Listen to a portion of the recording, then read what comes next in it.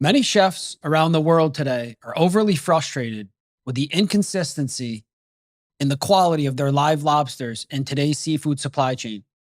Today, we're going to discuss the root cause of it, how you can avoid it, and what are the solutions that Lobsterboys is going to bring to make sure that this doesn't happen and you can get the best hard shell live lobsters every day of the year.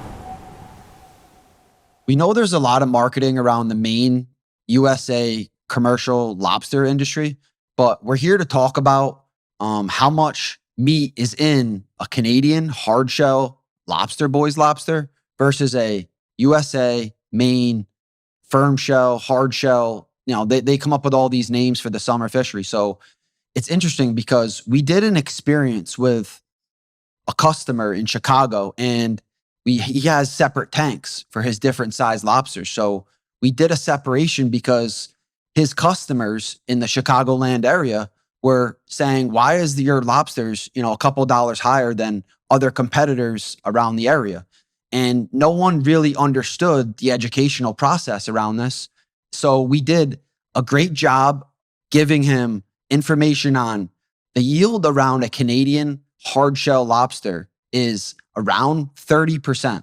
And a Maine, summer, firm shell, super firm, A-grade, they come up with a lot of names for these weak, dead, soft lobsters that they are around 18 to 20% most.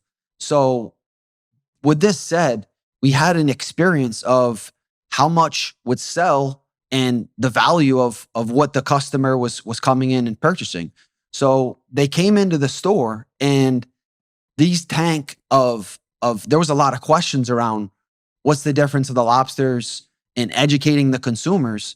But when they came in, the hard shell Lobsterboys Canadian lobsters sold a lot faster than the Maine USA firm shell lobsters because people understood they're only $1 to $2 higher, but you're getting almost double the meat out of them. So this is an educational process of people understanding we're not even getting to sustainability or anything else yet. We're strictly talking about what the value and the price that the customer is getting from these lobsters. So what do you think about that? Yeah, like you said, the marketing, it was like almost done as something they didn't even know what they were doing at the time. This was decades ago that the Maine lobster industry was putting out Maine lobster, Maine lobster, Maine lobster. So everybody understands what a Maine lobster is, but more and more menus across America are starting to understand the Nova Scotia, the Bay of Fundy, there's Canadian terminology being put on menus. And that's because the fine dining restaurants, the high-end supermarkets, their customers are getting more informed. And that's why we're here to continue to build that message and bring the information to the consumers. So the grassroots of what you just said of the percentages on a Canadian versus a Maine, it starts with the seasonality of the business. So the Maine lobster industry is set up to haul gear year round. They can haul their traps whenever they want. So naturally, as a fisherman, you're not going to go out and fish in January and February when the temperatures are freezing. You got to deal with chip and ice off boats. You got to deal with different style storms, much rougher weather consistently. You're going to go out in the summer. You're going to fish your lobsters during the summer. And that's where you're producing a cold water live lobster in the warm water time of the year. So naturally, the lobsters are coming to shore during this time of the year. They're mating, they're shedding their shell, and then they're running back off into cold water to get ready for the winter and harden up their shell and bury for the winter. So when you're hauling lobsters in the Maine fishery, these lobsters are coming in, they're shedding their shell, they're trying to get back into the filling up their shell. So when you're catching them, they don't have any meat in them. They're not going to be full of meat. So that's why these lobsters that are coming in from Maine and getting mixed into Canadian lobsters and going out into the market as hard shell, but they're not really all hard shells. They're mixed in with Maine firm hard, super hard, whatever they call these things in Maine. And the chefs are the ones that are dealing with the consequences of it because they can't get a consistent supply of true hard shell lobsters because all the companies that have been in the business for decades, this is their practice. They manipulate the terminology, they mix in the lobsters to cost down their inventory so they can make as much money as they can through deception. That's why Lobsterboys, when we first entered the business, we were strictly Canadian hard shell lobsters only, and we still are. So when we started bringing lobsters down to the US customer bases, people were like, man, where the hell do you guys get these lobsters? Like they're all really good, beautiful hard shell lobsters. And we at the time weren't aware of the fact that these companies had been doing this for many, many years. So that's when we first started clicking onto this and realizing that there was a problem in the supply chain for transparency in producing true hard shell live lobsters only for the customers. And that's really where the grassroots start in the Maine and the Canadian fishery because they're just set up totally different. Canada's set up to haul lobsters only during the winter months when the lobsters are at their peak stage of their quality. In Maine, set up to haul them during the worst time of the year at their worst quality. We went over this on our last episode where they're also producing Maine is also producing a non-sustainable lobster because when they're hauling their lobsters in the summertime, the fish are under there eating all the lobsters as the traps are coming off the bottom of the ocean, and it's creating a non-sustainable, inconsistent, inferior quality lobster versus the Canadian lobster. And I mean, it's almost like we brought down like the gold standard of like when we started bringing Canadian lobsters down into the USA markets. It was like you said, where did you guys get these lobsters? They almost like they didn't understand it. So I think for the viewers, like it's very good to just put it in simple perspective of like we are warm-blooded species, right? And we wouldn't like to be put into a refrigerator in half of the day or some of the day. You wouldn't like to be in these frigid cold temperatures because that's not where our natural habitat is. We need to be warm. So put that in perspective and just forget all the factors of why they're promoting the summer fishery that shouldn't happen. We are taking a cold water lobster that is trying to hide, stay on the bottom of the ocean, mate, shed their shell, do all these things to sustain the fishery. And we are in the middle of the summer in the USA and we're catching all these lobsters. And as Justin spoke to, the fish are eating them, everything that's going on, that's killing it. On top of we're bringing them out in the summer heat.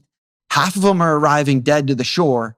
And the main dealers or anybody that's shipping these lobsters around the world, especially in the USA, they're a travel disaster. They're like a hot potato, a time bomb, because they don't survive. So, you know, these markets, we're down in the New York area, the supermarkets have to sell them like hot potatoes because they don't last and there's no meat inside of them. And on top of it, they're killing the industry, as me and you experienced as fishermen. This was 10, 20 years ago that the Long Island fishery was dead now. And it's a hobby fishery because Maine is just the next product of this terrible thing that we need to sustain and have the customers aware of this. Yeah, I mean it's a good transition into the next thing that is called, in my opinion, that's causing this disaster in the supply chain for chefs is the layers of people that are involved in the business and how they're just set up for manipulation, deception, just murky, non-transparent business. Like you were saying, is these dealers in Maine, they're just set up to, in Boston and Maine, they're just set up to mix them in like we talked about and put them out into the supply chain as the cheapest qualities they can. But it really starts at the shoreline, even in Canada, where you have, we'll start as a buyer. a buyer in Maine or in Canada, these are traditionally a local community guy that has known the fishermen in that local area his whole life, been a buyer for a long time, and he goes out and he pushes an agenda to disable the fishermen from pushing back on pricing, on what's this, and everything that they could possibly fight for. There's nowhere for them to go until Lobster Boys came up there and said, we're not really getting along. We don't get along with everybody, and we're not looking to play along with the manipulation and the tactics of who we call the mafia. So these buyers are controlled by bigger distributors, local Canadian distributors, who are pushing an agenda together, communicating, pushing an agenda down to the fishermen to get the lowest possible price that they can so that they can make all the money. And from the Canadian dealer, it's going to a broker, then it's going internationally, whether it's USA or other countries, and then it's going to another local wholesaler. All these hands that are touching the lobster is like they're all acting independently, and they're all looking to turn a profit. So put in 5 cost centers in the supply chain, and it sometimes is more. And then you get a consumer who's paying too much, a fisherman who's getting paid too little, a bunch of people in the middle that are all making more money than the person that's doing the hard work and the consumer that's eating it. And at the same time, all these different layers are just consistently hurting the quality all the way down the supply chain because they're going from tank to tank to tank to tank. That's where Lobster Boys comes in. We buy them direct from the fishermen only. We do our own logistics down to our own tank house, and they're out for distribution. They literally hit 2 tanks and they're out into the customer's hands versus 5, 6 tanks and all these different, people that are looking to make the most money by mixing the lobsters and doing all these tactics that it's just terrible for the chef to have to deal with if he's not dealing with a company like us. I recommend any chef that's having issues with their sourcing program and having consistency with their quality, they go to lobsterboys.com, inquire to become a partner with us and our fishermen. And you can also go on our socials at the Lobster Boys team on Facebook and Instagram. And we look forward to hearing from you. Support Lobster Boys today for a better future.